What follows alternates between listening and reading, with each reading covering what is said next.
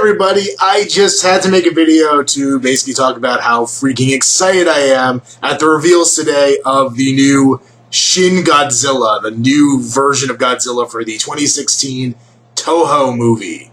And yeah, I mean, plenty to be excited about. I mean, new Godzilla is always a reason for me to be excited. It's coming just 2 years after the most recent American version, which is really freaking cool because last time there was a Godzilla movie, we had to wait 10 years to get another one. So now we're getting another one nice and quick, not having to wait a decade in between. And to be quite honest, I'm keeping myself pretty spoiler-free or just in the dark in general about the making of this movie because, well, I know I'm going to get super hyped. I know I'm going to be like overly excited and get way deep into everything going on. So I kind of want to leave everything to be new and fresh for as long as I possibly can. But seeing these teaser images coming out today just has me over the moon excited for this thing. And there's been a lot of backlash so far. I mean, I'll put up on the screen the official teaser image here. And there's been a lot of backlash. People seem to not like it as much. But to me, this is what I want out of a Godzilla. I want a monster, and this looks more like a monster than any Godzilla we've had in quite a long time.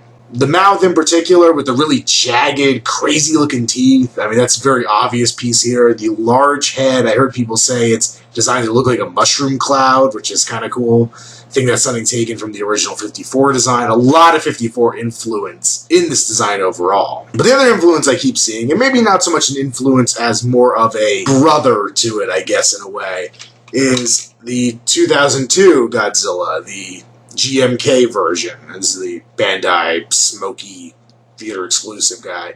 But I see a lot of that just very savage look that this one had.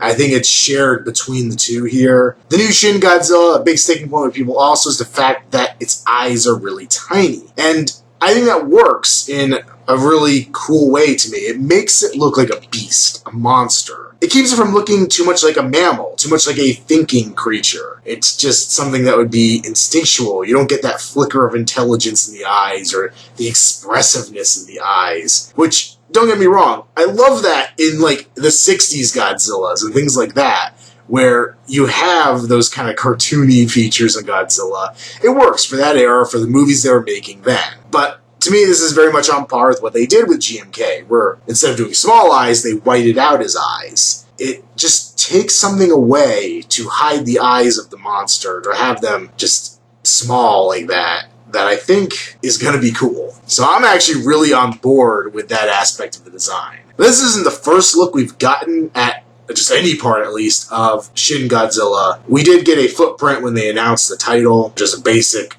clawed foot.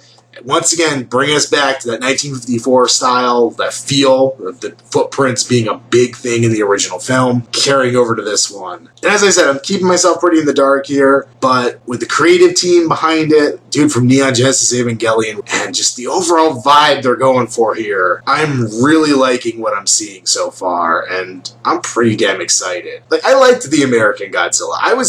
This American Godzilla, let's not talk about the other one. But, I enjoyed the movie. I'm glad it brought Godzilla back, and I think it's partly responsible for this one happening. But knowing Toho's involved, that has me very excited. That, to me, means a lot. And I'm hoping there's going to be more traditional movie-making techniques. Obviously, I understand the need to evolve with the times. I understand there's going to be CG in it. It's pretty much unavoidable. But I'm hoping they keep that Toho flavor to it, on top of making it terrifying and messed up, hopefully. And it's worth mentioning, Toho has already put out a teaser trailer. And that's the one thing that's worried me so far, because it's all shaky cam first-person footage. Hoping they're not going that direction. But you know what? I mean, I'm hoping that's just something to kind of maybe be a scene or just a bit of it. But even if they did it found footage, if they got the right vibe and it didn't feel like they were just doing Cloverfield over again, I think it could still work. Wouldn't be happy about it, but yeah, that'd be okay. And somebody's probably sitting there typing out, "No, you moron, if you've read something, you'd actually know they're not doing that, or they are doing that." But whatever. I'm choosing not to look that one up. But if you want to check more stuff out, beyond just